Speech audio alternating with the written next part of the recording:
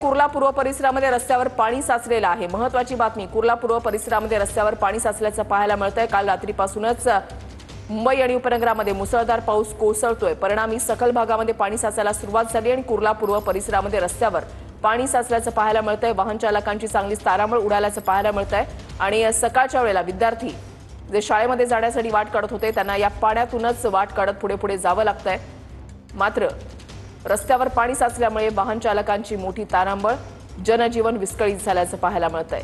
मुंबईतल्या कुर्ला परिसरामध्ये रस्त्यावर पाणी साचलेलं आहे। मुंबईतल्या विविध भागांमध्ये सखल भागामध्ये पाणी साचलेलं आहे। दुपारच्या सत्रामधल्या शाळा आणि कॉलेजेसना सुट्टी जाहीर करण्यात आलेली आहे।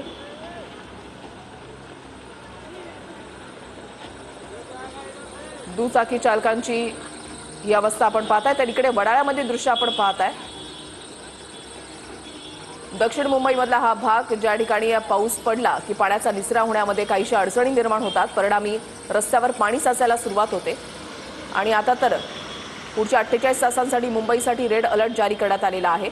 परिणामी मुसळधार पाऊस पडतोय। पावसाच्या सरी या सातत्याने बरसतायत। रस्त्यावर पाणी साचलेलं आहे। वाहन चालकांची तारांबळ झाली आहे। जनजीवन काहीसं विस्कळीत झालंय। दुपारच्या सत्रामधल्या शाळा आणि महाविद्यालयांना मुंबई महानगरपालिकेकडून सुट्टी जाहीर करण्यात आलेली आहे। ही दोन दृश्य आपण पाहताय।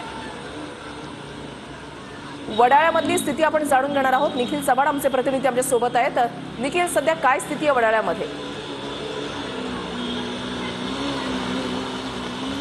नक्कीच वृषाली, रस्त्यांवरती पाणी आतापर्यंत जमा होतं ते पाणी वाढत चाललेलं आहे। तर याच ठिकाणी वडाळ्यातील आजूबाजूच्या ज्या सोसायटी आहेत त्याच्यामध्ये देखील आता पाणी साचण्यास सुरुवात झालेली आहे। याच पाण्याची जी लेवल आहे ती आता वाढत चाललेली आहे। रस्त्यावरून आता जे शाळकरी मुलं आहेत आणि पालक वर्ग हे आता घरी जाताना पाहायला मिळतात, कारण महानगरपालिकेच्या सर्व शाळांना तसेच मुंबईतील सर्व शाळांना दुपारच्या सुट्टी दिल्याच्या नंतर तसेच कॉलेजला देखील सुट्टी दिल्याच्या नंतर अनेक लोक आहेत ते बाहेर पडलेले होते शाळा आणि कॉलेजला जाण्यासाठी। परंतु आता रस्त्यातून या ठिकाणी मार्ग काढत कानोसा घेत आणि रस्त्याच्या आड बाजूनी चालत या ठिकाणी सर्व नागरिक आहेत ते पुढे जाताना पाहायला मिळतात। रस्त्यावरती पाणी जमा झाल्यामुळे काही मार्ग देखील पोलिसांनी बंद केलेले आहेत। तर या ठिकाणी महानगरपालिकेचे काही पथक आहेत ते रस्त्यावरचा पाणी निचरा करण्यासाठी मॅनहोल्स देखील ओपन करून देण्यात आलेले आहेत। आपण जर हा वडाळ्यातील रस्ता पाहिला तर काही गाड्या आहेत त्या देखील पाण्यामध्ये बंद पडलेल्या आहेत आणि तेथून पुढे जाण्यासाठी त्यांना मोठी कसरत आहे ती देखील करावी लागत आहे। वडाळ्यातील ही संपूर्ण परिस्थिती आहे ती अत्यंत दयनीय झालेली असून पावसाचा जोर जर कायम राहिला तर वडाळ्यातील ट्रॅकच्या आजूबाजूला असणाऱ्या घरांमध्ये देखील मोठ्या प्रमाणात पाणी नक्कीच निखिल, तुम्ही असंच आपल्या सोबत राहा। किंग सर्कलच्या ठिकाणी गिरीश गायकवाड आमचे प्रतिनिधी आमच्या सोबत आहेत। गिरीश, पाऊस पडायला लागला की किंग सर्कल भागामध्ये पाणी साचायला सुरुवात होते आणि आता तर रात्रीपासूनच मुसळधार पाऊस मुंबई आणि परिसरात पडतोय। सध्याची काय स्थिती आहे?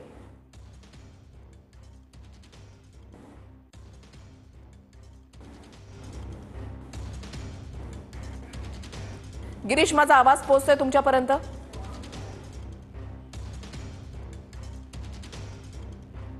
गिरीश, किंग सर्कल भागामध्ये आपण पाहतोय वाहतुकीची कोंडी झालेली आहे आणि पाऊस पडत असल्यामुळे ठिकठिकाणी पाणी सुद्धा साचलंय।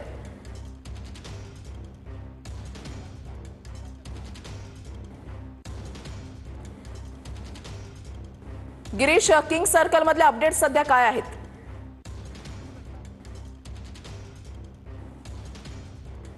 पावसाचा फटका चाकरमान्यांना बसायला सुरुवात झालेली आहे। किंग सर्कल मध्ये पाणी साचलेलं आहे आणि जवळपास गुडघाभर पाणी या ठिकाणी साचलेलं आहे। परिस्थिती कशा पद्धतीची आहे ती आपण या दृश्याच्या माध्यमातून पाहू शकतो। जवळपास गुडघ्याच्या वर पाणी साचलेलं आहे आणि संपूर्ण ईस्टर्न एक्सप्रेस हायवे जो आहे तो या माटुंगा किंग सर्कलमुळे आता जाम झालेला आहे। वाहतुकीचा मोठा खोळंबा झालेला आहे। आपण पुलावर पाहतोय कशा पद्धतीनं वाहनांच्या मोठमोठ्या रांगा लागलेल्या आहेत आणि या पाण्यातून माग काढताना आपल्याला वाहन चालक त्यासोबतच बाईक स्वार जे आहेत ते सुद्धा मोठी कसरत करताना पाहायला मिळत आहेत। पाण्याचा निचरा नेमका कधीपर्यंत होणार आहे पाहणं महत्त्वाचं ठरणार आहे। तर दुसरीकडे आपण पाहतोय की दादर पासून सायनच्या दिशेनं येणारी जी वाहतूक आहे ती पूर्णपणे ठप्प झालेली आहे, कारण माटुंगा किंग सर्कल या ठिकाणी पाणी साचल्यामुळे हा रस्ता आता वाहतुकीसाठी पूर्णपणे बंद झालेला आहे। जी दुसरी वाहतूक आहे ती पूर्णपणे बंद आहे। तर एक बाजूची जी वाहतूक आहे सायनपासून माटुंग्याच्या दिशेने येणारी ती काहीशा प्रमाणामध्ये सुरू आहे, मात्र जर पावसाचा जोर अशाच पद्धतीने कायम राहिला तर मात्र हा रस्ता सुद्धा रहदारीसाठी बंद होऊ शकतो, अशी सध्याची परिस्थिती आहे। आपण पाहतोय की या ठिकाणी जनरेटर व्हॅन मागवण्यात आलेला आहे, बूस्टर पंप मागवण्यात आलेला आहे आणि हे बूस्टर पंप पाण्याचा निचरा करण्याचं जे काम आहे ते सुद्धा करतायत, मात्र पाणी जे आहे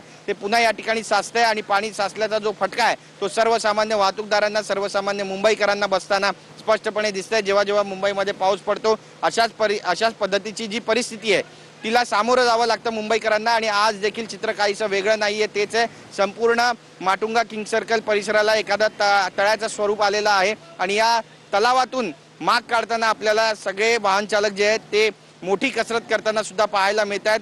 महानगरपालिकेकडून शाळांना सुट्टी तर जाहीर करण्यात आलेली आहे, मात्र जे सकाळच्या सत्रामध्ये विद्यार्थी शाळेमध्ये गेले होते त्यांच्या ज्या बसेस होत्या त्या सुद्धा या ट्रॅफिकमध्ये अडकल्याची माहिती मिळते, त्यामुळे ते नेमके आता कधीपर्यंत घरी पोहोचणार अशी चिंता सर्व पालकांना लागून राहिलेली आहे।